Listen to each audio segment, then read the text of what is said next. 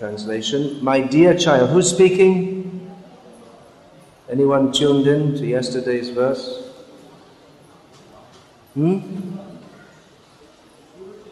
Suruchi. Who said that? Very good. Who's Suruchi?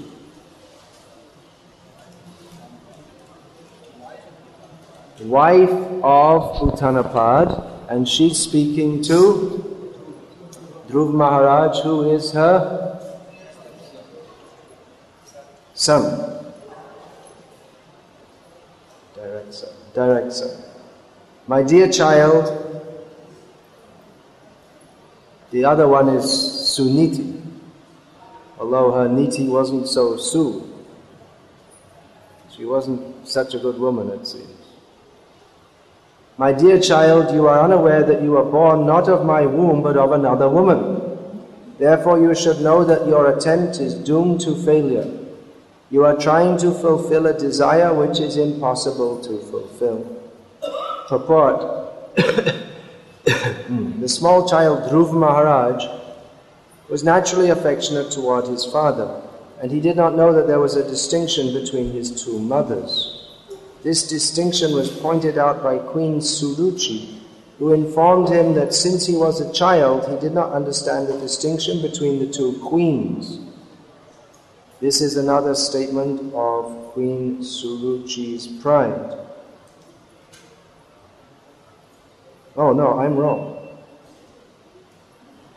You're right. Sorry. Forgive me. Suruchi is the is that the right term? Stepmother, co-mother maybe. It's a different culture, so there's no stepmothers. Yeah, but I think the original English meaning is something different. Anyway, it doesn't matter. The story is well known, at least among those who read Prabhupada's books. It used to be well known among pretty much everyone in India, all these stories of Nrsimha and Prahlada, all the Gajendra, all these stories are well known. Nowadays people don't know it much. I'll just recap. Dhruva Maharaj, young boy, child, really just like 5 years old, went to his father Uttanapad, on whose lap was sitting his brother, whose name was Uttam, still a common name. And Dhruva Maharaj wanted to get up also on his father's lap, but was restrained by his stepmother, who told him that you're not fit to go because you're not my son. So this was the beginning of Dhruva Maharaj growing up. Children are innocent generally, and they tend to trust others. But gradually as they come into the world, as they grow up, they learn about the harshness of life, that you just can't trust everyone. So with Dhruva Maharaj, it was a shocking revelation, and his resolution to do something about it has become eternally glorified within Srimad Bhagavatam, because he approached Lord Vishnu to fulfill a desire which was impossible to fulfill. I mean, children they have so many desires. I know in my childhood that the young boys, they all wanted to be like fighter pilots, football stars, something like this. But I don't know what happened to all my friends at school.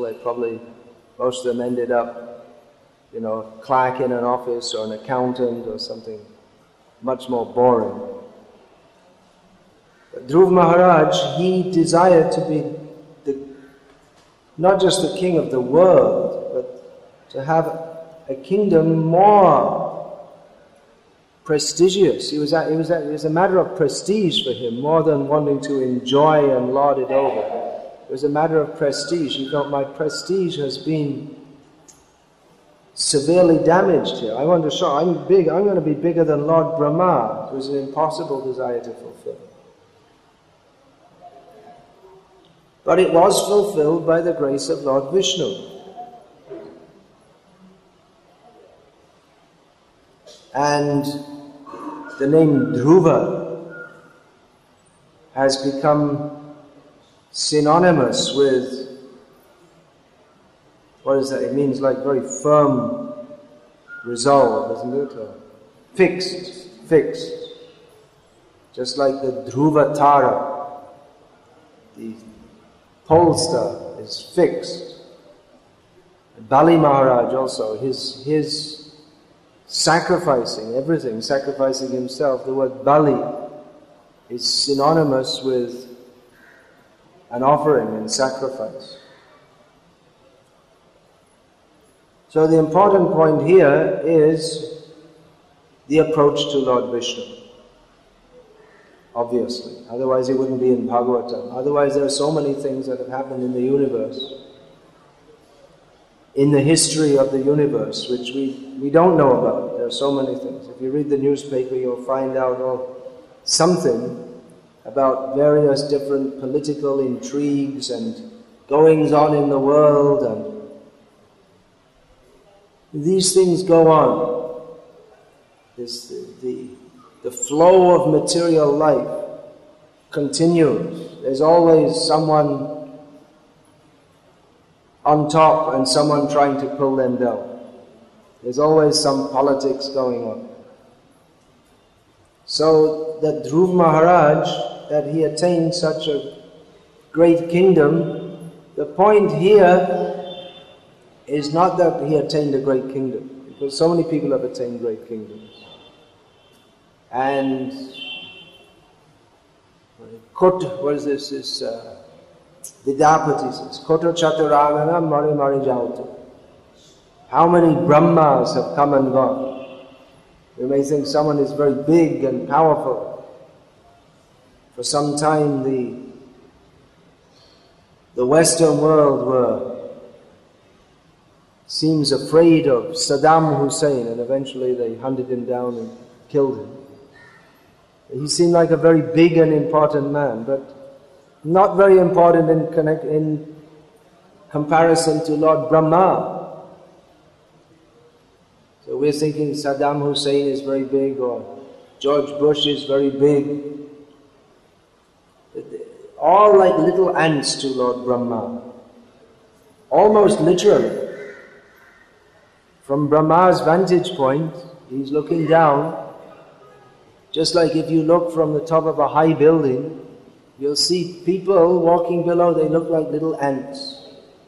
Srila Prabhupada took his first flight from New York to San Francisco, and he noted, as everyone notes, that the houses, as he was landing in San Francisco, the houses, they look like rows of matchboxes. And someone living in a particular house thinks this house is very important. Home sweet home. But it just looks like one matchbox. So from a high position. So from Lord Brahma's point of view, we all look like ants. And not only do we look like ants, but we are ants. I mean, the Saddam Hussein of today is maybe the ant of tomorrow. Aaj ka Raja, kal ka Kutta. That's how it is. King today and a dog tomorrow.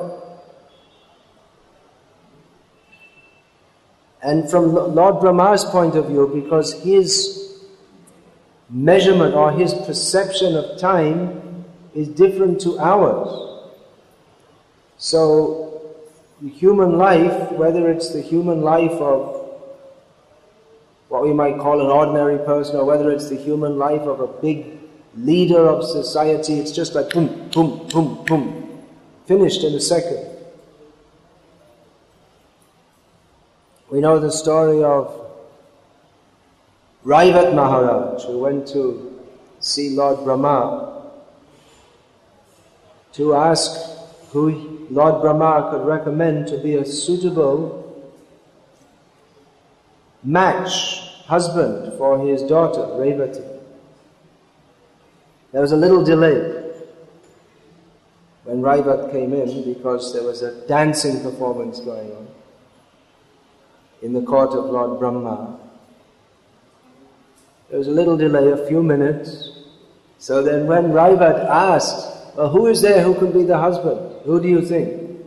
And Brahma simply laughed and said that, well, all the persons who you might thought of as suitable matches, they've all died since you came here. You've been here 15 minutes, or one Mahurta, 48 minutes. So they've all died, and all their descendants have died, and no one even knows their name. They've all gone. But get down there quick, Balaram's there. He won't go. So like that, even when Lord Brahma laughs, ha ha ha ha, just a little laugh. In the meantime,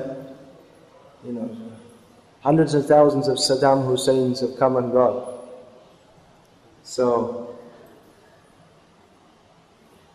the point here is that Dhruva Maharaj getting a big kingdom, that is not the subject of Srimad Bhagavatam. That's not the point of it, even though it's mentioned. And there are many kings mentioned in Srimad Bhagavatam.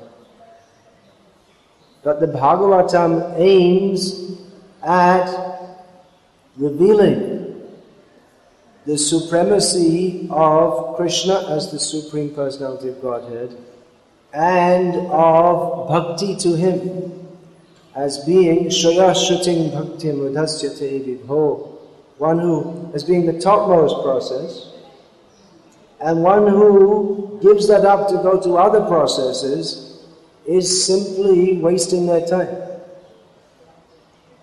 Now here the example of Dhruva Maharaj is given in the Nectar of Devotion, which is practically, it's a topical study of Srimad Bhagavatam. Most of the verses quoted in Bhakti Rasamrita Sindhu are from Srimad Bhagavatam. And it brings out the essence of Srimad Bhagavatam, which is the Bhakti Ras. So therein, it's analyzed what is the nature of Bhakti, how Bhakti is superior to all other processes. Bhakti is the only process which is of any real value to anyone. Everything else is not of any value whatsoever if we analyze in ultimate terms. So therein, the Dhruva Maharaj is cited as a neophyte devotee, or one of the Chatur Vidha Bhajante Mam Jana Sukritin Arjuna Arto Jijnasur Artharthi Gyani Cha Bharatarshava. He's cited as the example in the Bhagavatam of one who is Artharthi, desirous of wealth. He approached Vishnu for wealth, and actually he got it. But he got real wealth, the real wealth, which is bhakti to Lord Vishnu. Just a few days ago, in Dubai, one lady I met there, and she lives in Bombay, north of Mira Road. And I asked her, do you come to the temples? And she said, no, but coming here I started associating with the devotees here. And I asked her, well, why didn't you go to our temples in Bombay? We have in Mira Road. And she said, well, I thought ISKCON was only for the rich people. She said, maybe people. I mean, it is really a very spectacular and beautiful temple. And I remember the first time I came here. I came here in 1977, and I think the next time I came was in 1989, something like that. I remember I just come from Bangladesh, which is well known as a poor country. I remember seeing this temple and looking, wow, this is really very opulent and beautiful. It's more beautiful now, actually, with all this colouring. That's quite recent, isn't it? And anyway, it's because... So, that's something we could bear in mind in our preaching, that people come, but they think, oh, it's not for me. It's too high class for me, or something like that. That's something we should bear in mind in our preaching. But I told her that Abhi Dhani Banja, you also become rich. She kind of looked shocked. I said, with bhakti, there's the real wealth. Otherwise, there are so many. Bombay is a rich city. So many rich people have come and gone. But the really rich people are those who have attained to Bhagavad Bhakti. And Dhruva Maharaj, he understood this. After he got the darshan of Lord Vishnu, he understood that this is what I really need. Kingdoms come and go. Now he understood this. Daksa Maharaj, he was also something who wanted something material from Lord Vishnu. And he also performed austerities. And he also got the darshan of Lord Vishnu. But he didn't say what Dhruva Maharaj said, the famous line that Srila Prabhupada always quotes. Dhruva Maharaj is saying, Swamin kritatam smi barangnaya, that having got your darshan, Lord Vishnu, I'm fully satisfied and I don't want any boon. What else do I need when I have you? But Daksa Maharaj didn't say that. He accepted the material boon to be empowered to produce progeny. And he didn't ask for pure devotion. He never asked for that.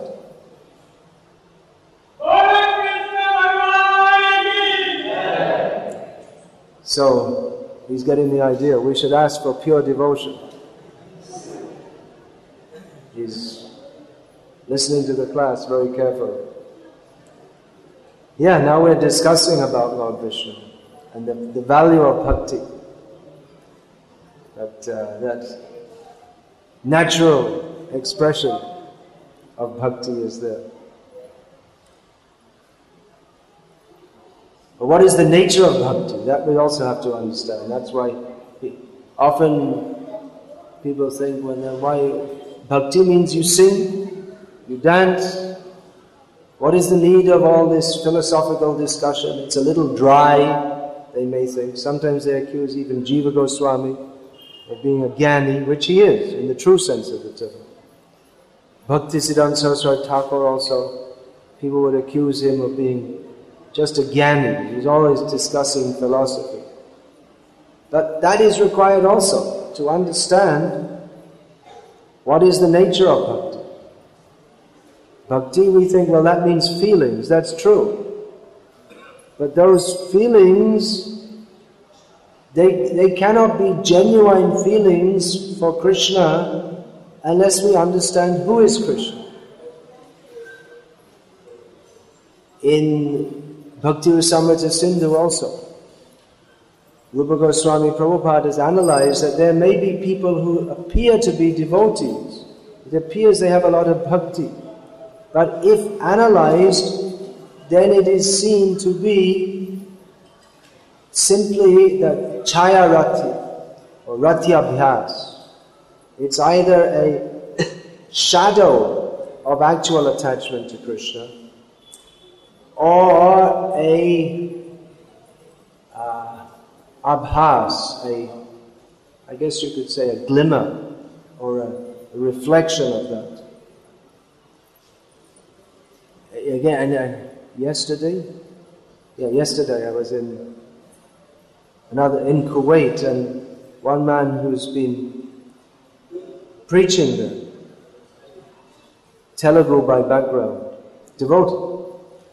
He has a group of Telugu people who he's preaching to, so he said when he first met, they called him to speak on Bhagavad Gita to them, and they're a group of Telugu people who regularly meet in Kuwait and recite Bhagavad Gita and Vishnu Sahasranam. And they do puja to, guess who? Balaji, Tirupati Balaji. So he went there and saw they all looked very devotional. And then he started speaking to them and found that, surprise, surprise, their philosophical understanding is completely impersonal. So on the one hand, they're doing bhakti. On the other hand, they don't really believe in God at all. I mean, they believe, if you ask them, they say, yes, of course, I believe in Vishnu, Balaji. But then if you ask, well, what is the nature of God? And they say, he has no form, no name. This form of Balaji who we worship is it's only a representation of the ultimate, which is impersonal. Actually, mostly people don't think very much at all. But if you ask them, if they have any philosophical idea, then they come up with this. So on the one hand, they're doing bhakti, and it seems, it's very genuine, it seems. But then if you ask them, their understanding is incorrect. So how can it be bhakti? Bhakti is a science. And Srila Prabhupada gave the subtitle to the Nectar of Devotion, the complete science of bhakti yoga. And he often used this term in connection with bhakti. And people may say, well, why? Because that's stated in the Shastra itself. Bhagavat tattva vijnanam mukta sanghasya jayate. This is the science of tattva, Bhagavat tattva, intrinsic knowledge of the personality of Godhead, by which knowing which one becomes liberated from material entanglement. So you may say, as the impersonalists say, that one may do bhakti in any way, and it's the bhav that matters.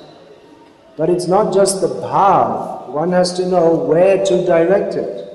It's not enough to say that we are worshipping Vishnu, but we have to know who Vishnu is and how to worship him in a manner which is pleasing to him. Otherwise, he won't accept it. The point of bhakti is the Supreme Lord is accepting the offerings of his devotees. But if it's offered in the wrong way, just like in Bhagavad Gita, Lord Krishna says about worshipping the demigods, it's avidhi purvaka. It's not in a proper manner. Krishna doesn't accept it.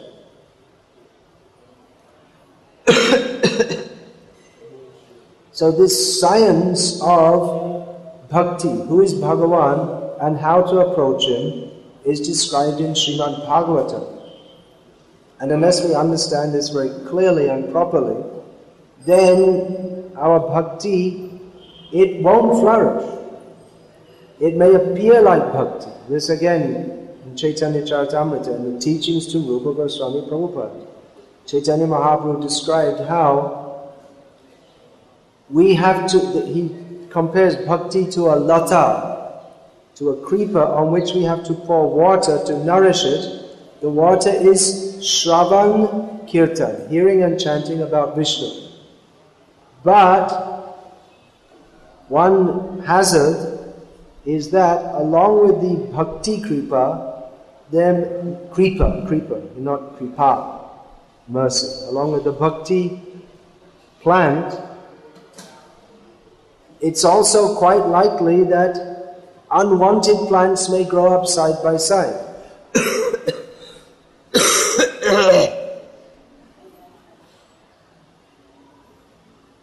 because the Shravan Kirtan, that is supposed to be applied to the plant of devotion which is planted in the heart.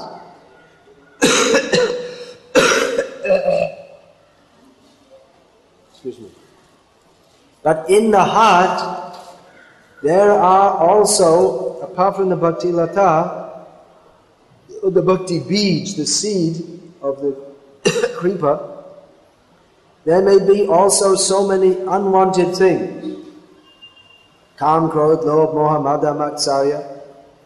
So if we're not careful, that we're pouring the Shravan Kirtan, we're nourishing, but we may be nourishing not exactly the creeper of devotion, but the creeper of non-devotion or anti-devotion.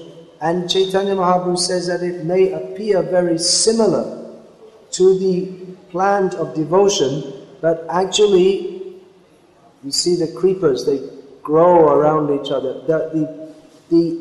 By watering the plants of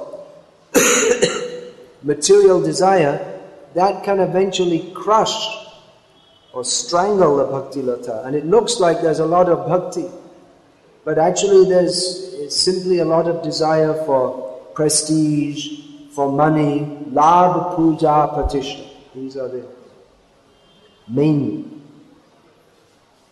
upashaka. Chaitanya Mahaprabhu describes weeds that can destroy the plant of devotion. So it's necessary to understand the subject matter properly.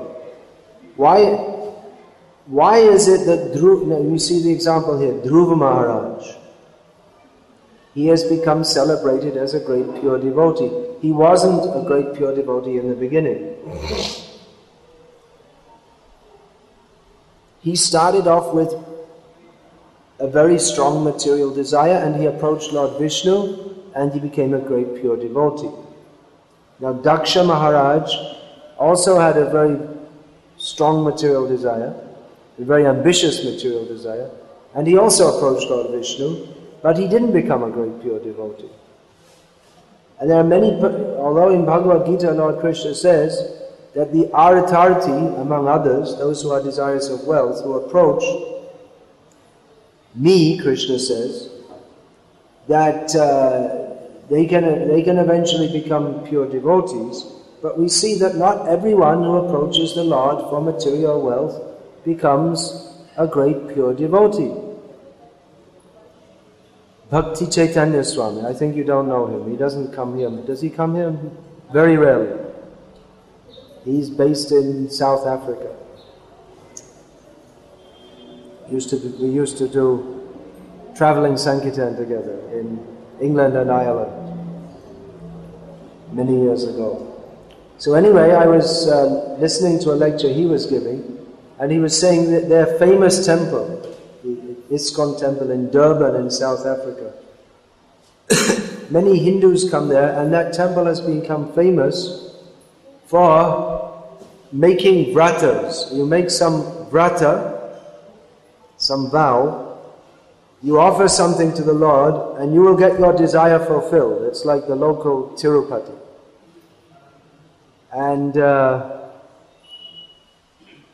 you may wonder why so many people go to Tirupati, and it's increasing more and more and more. Not only Tirupati, so many places, just like Govardhan.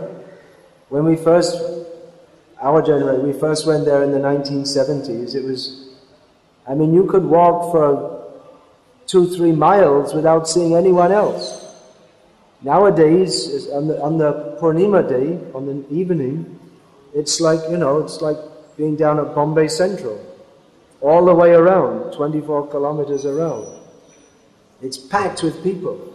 So one time I was there, I asked Narayan Maharaj, Bhakti Gaurav Narayan Maharaj, who resides there, how is it that so many people are coming? And he said, well, Govardhan is very merciful. He's fulfilling people's desires. So people come, they say, all right, I'll do a parikrama in Govardhan, You fulfill my desire and it works. And they go back to their village and they tell people it works. And the village people say, hey, we're going too. And people have great faith. And it must be working. Otherwise, why are people coming? So same with Tirupati Balaji. Their desires are being fulfilled. Otherwise, why do they come? So in the same way in Durban, that temple has got a reputation. There may be some forms of the Lord reciprocate in different ways with different people.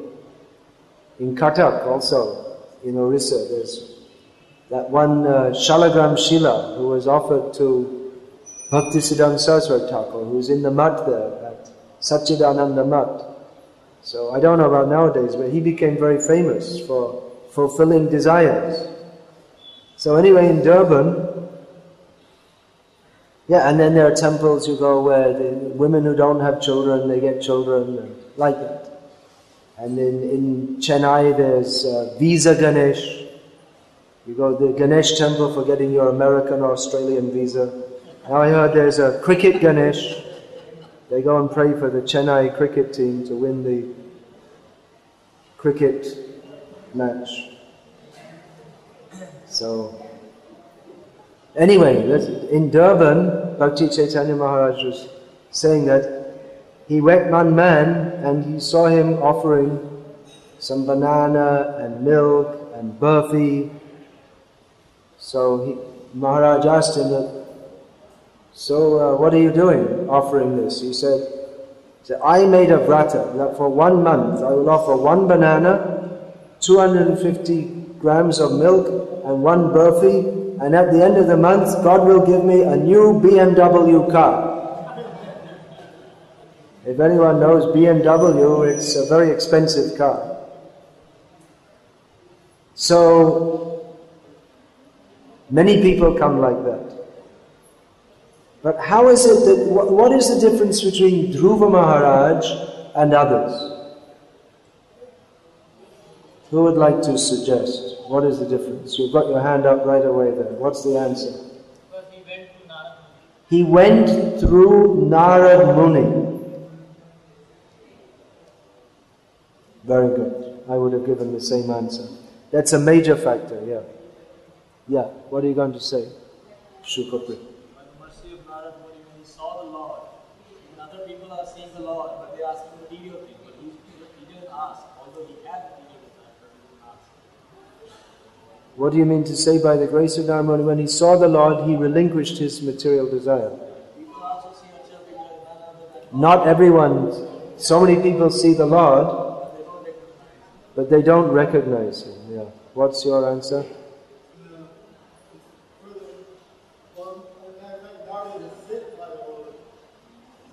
Narad was sent by the Lord, so it seems like Bhagavan himself had some desire to save Dhruva Maharaj.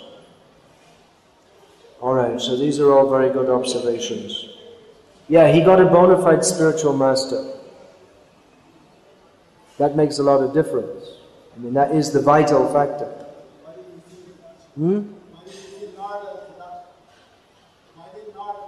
Why was Narad not sent to Daksa? Yeah, it's not only the blessings of the spiritual master. Although we've heard it said, Guru Kripa hi Kevalam, the mercy of the Guru is all in all. Well, that's true, but we have to accept it also.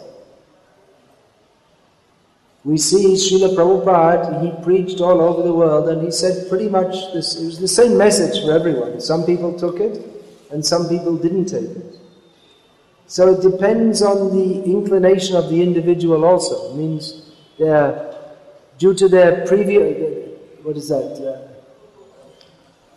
Yesham tvantagatam papam jananam punya karmanam tevanda moha nirmukta bhajante mam juravrata. This Dhruva Maharaj is the example of Dhruvavrata. I mean, he made a heavy vow and he maintained it in all seriousness.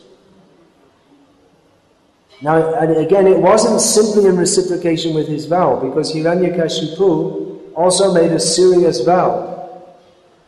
But they didn't both get the same result.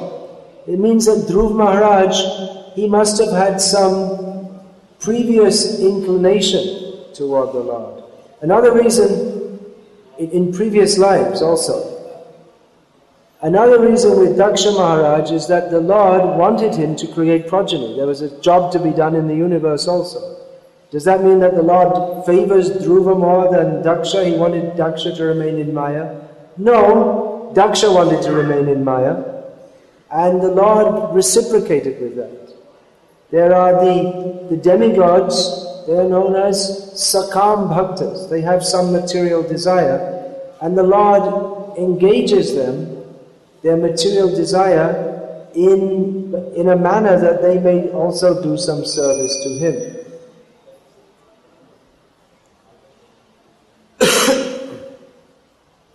Now on the ground level, this looks like a case of mistreating children, favoritism.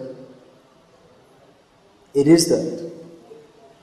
Dhruva Maharaj suffered terribly due to being rejected by his father, who he expected love from.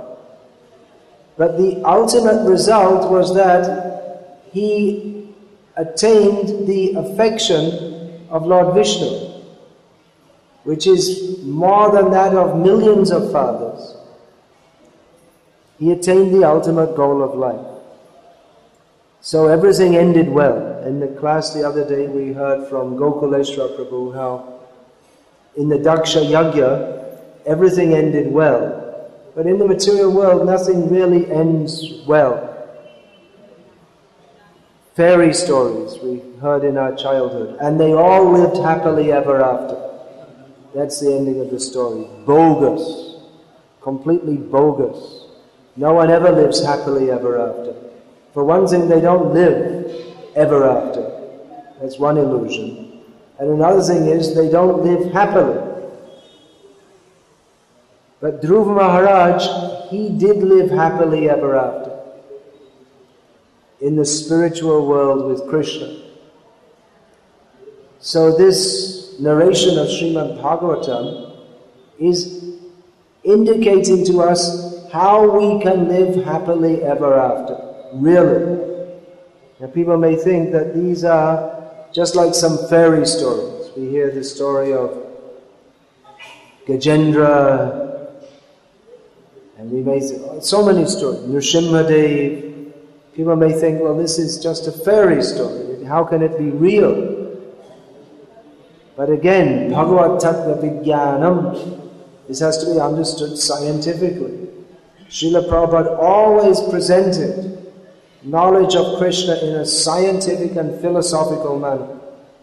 Scientific means categories. This is to be understood. This is to be understood. This is to be understood.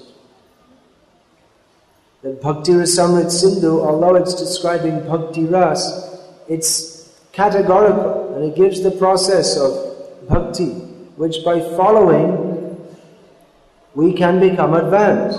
It's a science, just like if you go to the doctor. He gives you some medicine and diet, and if we follow it, then by the grace of God we should become cured. So in the same way, if we follow the process of bhakti, then it should act scientifically. If we don't follow the proper process, then it doesn't work. Sometimes people say, well, I'm chanting Hare Krishna for so long and I don't seem to be going anywhere, as if they're doubting the process of bhakti. But it's not that the process of bhakti, there's anything wrong with that, it's our own application to it. Sometimes devotees become surprised and disturbed when some leading devotee falls away or exhibits what appear to be non-devotional traits, and they think, well, maybe bhakti doesn't work. But actually that shows how bhakti works. If someone falls away, it also shows how bhakti works, because it means that they haven't been following it properly. They made some mistake. Either they were making some offense, or they weren't properly cultivating their sadhana, or they were cultivating material desires. We may not be able to see that. but it becomes manifest. So we shouldn't think that there's any fault in the nature of bhakti or in the nature of Bhagavan. Why did he favor Dhruva and not Daksha? That depends on the desire of the individual also. The other day also, someone was asking me that, well, how is it that, how is it that if the spiritual world, everything is it's completely pure, then how can we fall down? I asked her, how long have you been initiated? She said 10 years. 10 years and you're still asking this question. I told her, it's not the first time you asked this question, right? And she said, yes. It's not the first time. But then the answer puts the blame on us, that it's due to our misuse of our independence. But somehow we don't want to accept that I could have been wrong. I did something wrong, therefore I'm here. Purusha sukha dukkhanam bhoktridve heturuchyate. Our existence in this material world, our so-called suffering and enjoyment, it's because of us, our misuse of independence. But somehow we don't want to accept that. So this point is to be gleaned from comparing Dhruva Maharaj with Daksha Maharaj. And like this, the Acharyas have given so many commentaries which help us to understand. There, in every section of Bhagavatam, in every shlok, in every syllable, Chaitanya Mahaprabhu says, there's so much to be understood. Krishna Tulla Bhagavat, Vibhu Sarva Shrai, Prati Shloke, Prati Akkare, Nana Artha Koi. This Srimad Bhagavatam is non-different from Krishna. He's all-powerful, can give everyone shelter, and in every verse and every syllable, there's so much meaning to be understood. So therefore, we can study the Acharyas' commentaries and how they have analyzed the different points, and we can go on discussing, and by discussing, so much realization will come out of that. Even Chaitanya Mahaprabhu, when he discussed the Atma Rama verse with Sarvabhauma Bhattacharya, then he extracted, how many meanings was it the first time with Sarvabhauma? 18 meanings, something like that. I can't remember. Some number. Yeah. And then again, Sanatana Goswami asked Chaitanya Mahaprabhu that you please describe those meanings to me. And then Chaitanya Mahaprabhu came up with 64 meanings, more meanings. Even though he's the Supreme Lord, he's also having more and more realization about himself in the form of Bhagavatam. And he said that ultimately there are unlimited meanings, because any of these terms, Atma Ramascha, Muniyo, Nigranta, these terms, Muni, Nigranta, that can refer to an unlimited, either of these terms can refer to an unlimited number of individuals, and how the Supreme Lord becomes attracted to each individual is a story in itself. It's not stereotyped. It's a generic statement that persons who are satisfied in themselves, still they become attracted to Krishna, but how and under what circumstances? It's different in every case. So like this, there's so much meaning and depth in Bhagavatam. And the perfection of life is to become absorbed in Bhagavatam, the Supreme Lord, narrations about Him, and churn the philosophical meanings, and churn the rasa, understand all the different points. Who is that was telling me? Who's that? Yeah. This Ranganathan was telling me, one from South India, this Sri Vaishnava Sampradaya. He was telling me in their school days, in the literature class,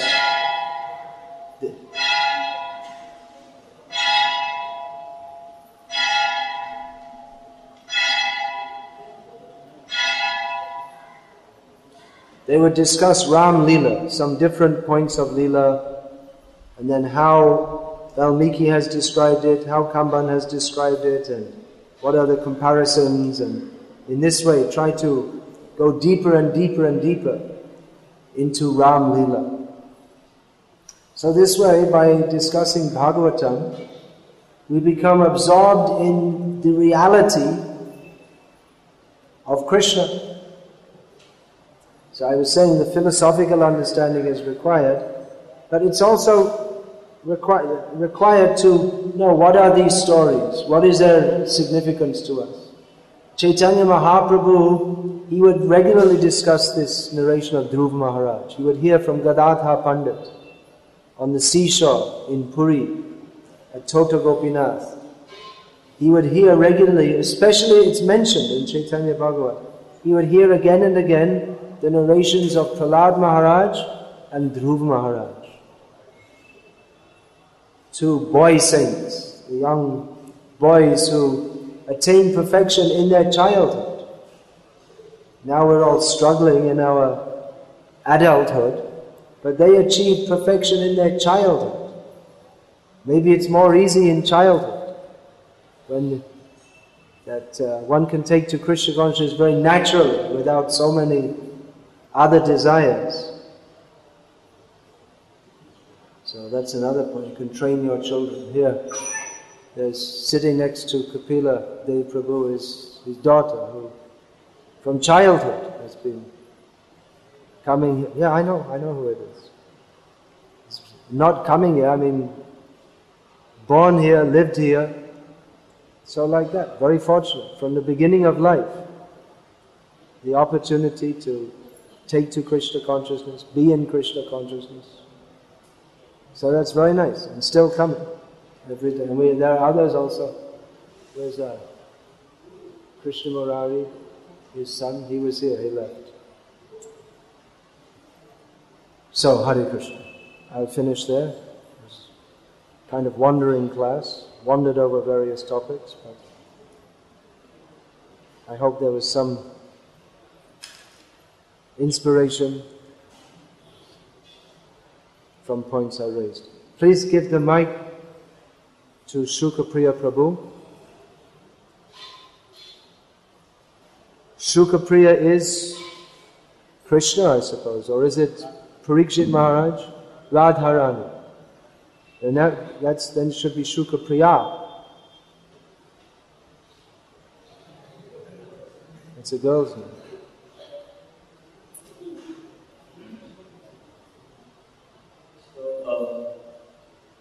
Krishna got the position of Prajapati. Must be very pious in his previous life. Yeah, very pious in his previous life. Yeah. And then later on he did offense to Lord Shiva, and again he was forgiven by Lord Shiva. Then And he got darshan of Vishnu. Now where there is Vishnu, there is no question of Maya, there is no question of darkness. Then why Daksha, even seeing Lord Vishnu, didn't get enlightened? Well, you could ask the same question of all the people coming here. He was pious also. He was pious. Daksha was pious. Well, they're pious. Anyone who's coming to the temple is pious. But that's another important point, that piety in and of itself is not enough to attain Krishna Prem. Janma koti sukritaya na labhyate. Pious activities performed in millions of lives are not enough to attain, what is that? Krishna Bhakti Rasa. What is that verse? How does it go? That first line of that verse. Krishna Bhakti Rasa. I said the last line. Jamma koti sukritaya na labhyate. Krishna Bhakti Rasa Bhavana Mati. Yeah, it's Krishna Bhakti Rasa. Krishna Bhakti Rasa Bhavana. It's not enough to attain it. Now piety, in piety there must be at least some admixture of bhakti. Because piety in Vedic terms means performing punya karma within the varnashram system, in which everything is offered to Vishnu. who is Yagyabhuk. So there's consciousness of Vishnu. But the consciousness of Vishnu that Dhruva Maharaj attained and the consciousness that Daksa attained was different. Daksa recognized that Vishnu is supreme and he worshipped him as such, but still he was a long way from having any inclination to giving up material desires. And Dhruva Maharaj, in the beginning, it didn't seem like he was wanting to give up material desires, just the opposite. He wanted to fulfill, he had the biggest material desire in the history of the universe. And he specifically thought about the biggest thing he could possibly attain. He was the most ambitious person in the history of the universe. But then, he was intelligent enough to give that up. So the point is that Dhruva Maharaj, he must have had some admixture of Shuddha Bhakti that must have been carrying on from previous life. Just like Prabhupada, he was once asked by a disciple that it's said that in previous lives, one can take to bhakti if in previous lives he took to, or if one is pious, and but he said, well, in our lives, in the West, we are not pious at all. So how is it that we took to it? And Prabhupada said, you must have had bhakti in your previous life. I'm paraphrasing, I can't remember exactly. Otherwise, that's shown because as soon as you came in contact with it, you took to it. As it is said in Bhagavad Gita, what is that? Tatratam buddhi sangyogam labante purva dehika. That one who has been in contact with bhakti in previous lives, then when he comes in contact with it again in the next life, he takes it up. Now generally those people will be in the Shuchinam Srimatam Gehe. They'll be born in such a family, but for spreading Chaitanya Mahaprabhu's movement, so many people may have been sent there like that. Yeah. Maybe my speculation that Dhruva Maharaj was given a mantra by Narada Muni. He was constantly chanting that. Yeah. Meditating because of that holy name. Very good. Yeah. Because he was given a sadhana, specific bhakti sadhana, by chanting which mantra? Om Namo Bhagavate Vasudevaya. So presumably Daksa in his meditation, it was focused on Lord Vishnu also. And he may, within the meditation, he was focusing on the Lord, maybe chanting the names, but again the point, he didn't have the blessings of a pure devotee. Yeah. Alright. Narad Rishi Das will give us the insight. There are many great sages and saints, they have been meditating upon the Supreme Lord for thousands of years. And they are not able to see with a glimpse. But whereas many demons, they reciprocate with the Supreme Lord. Not only that, but they fight with the Supreme Lord. Yeah. So my point is that just maybe that pious spirit was not with Daksha. So he wasn't as fortunate as the demon who fought with the Lord and got liberated by him. But we'll find in the case of the demons who fought with the Lord that there are Puranic histories of them, and you'll find that they're mostly like people who have done some devotional activities, made some mistake or some offense, and then taken a position of being inimical to the Lord, and then they're killed by him, and their offense is nullified by doing so, and they attain pure devotion. We'll find in all these histories. We just read last Ekadashi in this Krishna Katamrita Bindu, they were giving the story of the washerman, who was actually a parrot in his previous... I don't know. I mean, this is... You have to be careful with these stories also, because there are stories. In Garga Samhita there are so many stories. Harivamsha, they get the stories of the previous lives of various demons. That's a very good question. Narad Muni is an expert physician, spiritual physician. So seeing that Dhruva Maharaj was not going to give up his material desire, he taught him apparently to cultivate the material desire, but he gave him the method of cultivating it in such a way that he would ultimately become free from it. Similarly, Kashyap did that with Diti, when he saw that she was determined to pursue her vow to gain a son who would kill Indra. Then Kashyap gave her a process by which she was cultivating the vow, but unknown to herself, she was also doing bhakti, in as much as she was chanting the names of the Lord and performing activities, not from her point of view, for his pleasure, but she was brought in contact with the process of bhakti, and she became purified from that. So it's a kind of trickery. And in fact, the whole Varnashram system is a kind of trickery. It's telling people, yes, you fill your desire, here's the best way to fulfill your desire, worship Vishnu.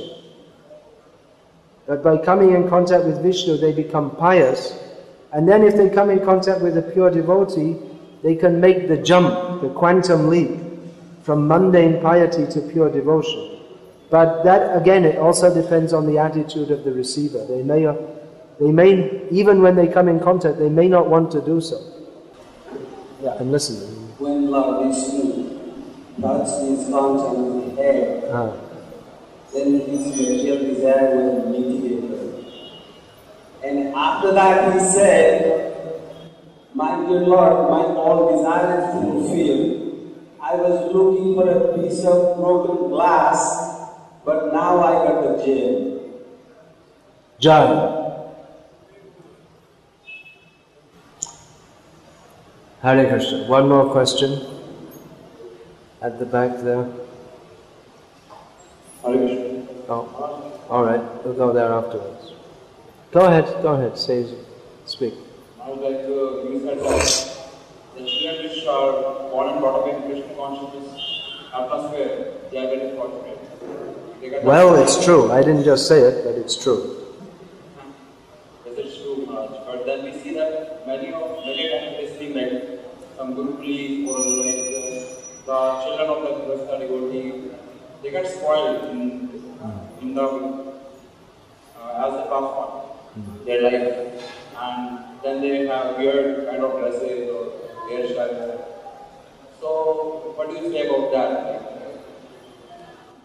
Can you comment? Throw them into hell. What do you want me to say? I mean, they are fortunate. How much they take advantage of their fortune, that's up to them. But actually, that won't. What they've gained will not be lost. And many times we see that children of devotees who do become, they go off the track, often, actually in most cases, they'll come back to either to some extent or other. In fact, most of them do go off at some point, and then many of them come back. It's like they need to have a little taste and find, how dry and dull life is without Krishna consciousness, and then they come back with more resolve. Yeah, there's a Mataji, please give it there. Would have been better to walk behind Prabhupada instead of in front of him.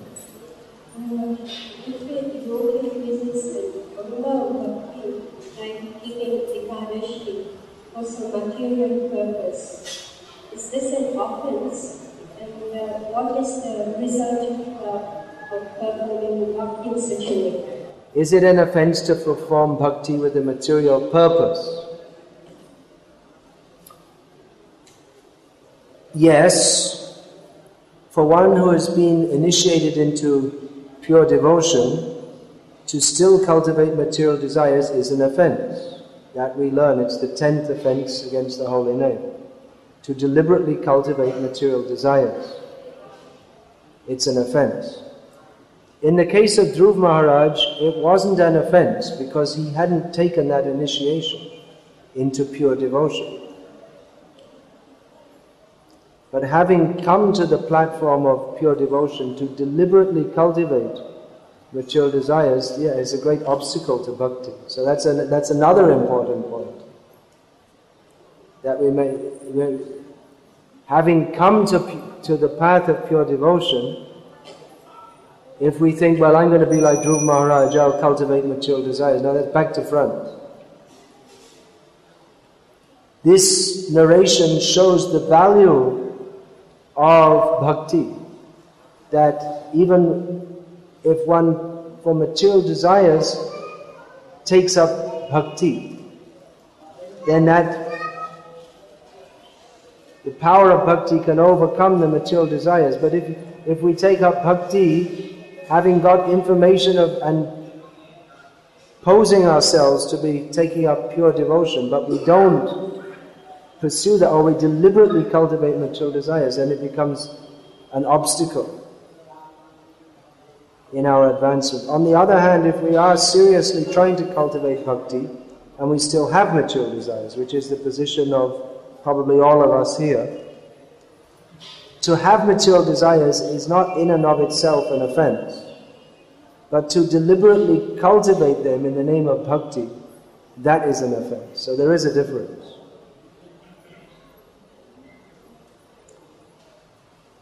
Alright, one last question. Is that? You made this point that to cultivate material desires in the name of bhakti is in itself an offense. But we see sometimes that devotees under the name of Yukta Vairagya may take so many facilities. It's an offense, and sometimes people make that offense. So what's the question? So where do we draw the line in Yukta Vairagya? Where do we draw the line? Well, first of all, there has to be vairagya, then it can be yukta.